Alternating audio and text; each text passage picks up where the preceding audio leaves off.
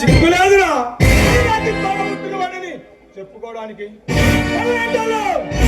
అన్నంగా కనిపించే కన్నె పొలంలో తీరాలు భగించాలి అని దానికి అట్టొచ్చిన అందంగా నరికేయాలి. అలా ఉండాలా ఈ రాఖీ తమ్ముడంటే.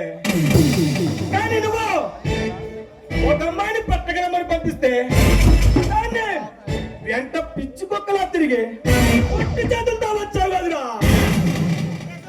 అది కాదన్నా, దాన్ని పాడు చేసి పట్టుకొద్దామంటే ఈ లోపల ఒకడు నన్ను కొట్టి తీసుకెళ్లిపోయాడన్నా.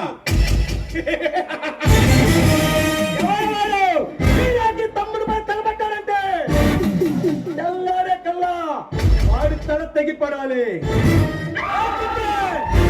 ఈ మాట ఆ మాట ఈ నోట వాడి గురించే చెప్పుకుంటారు ప్రజల్లో. మనమంటే భయం పోతుంది. అన్నా వాడెవడో బందిపోటు బలరామంటన్నా, వాడి స్పీడు దూకుడు చూస్తుంటే మన మగాళ్ళ కనిపిస్తున్నాడు.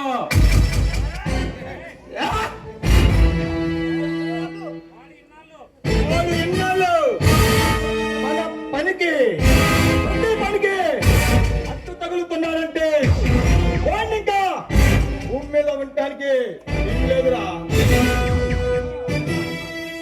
అలా ఒక్క అవకాశమేమో ఈ స్టేట్ లో ఉన్న గుండాల్లో రౌడీల్లో తీసుకెళ్ళి గల్లీ గల్లీ వెతికి పట్టుకొని వచ్చి కాళ్ళ దగ్గర పడేస్తా.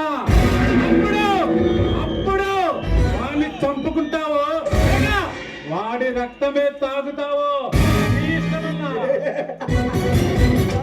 తమ్ముడు, ఈ రాఖీ ఒంట్లో ప్రవహించే రక్తమే ఈ ఒంట్లో ప్రవహిస్తుందని నిరూపించావు. తప్పించుకోవడానికి వీల్లేదు.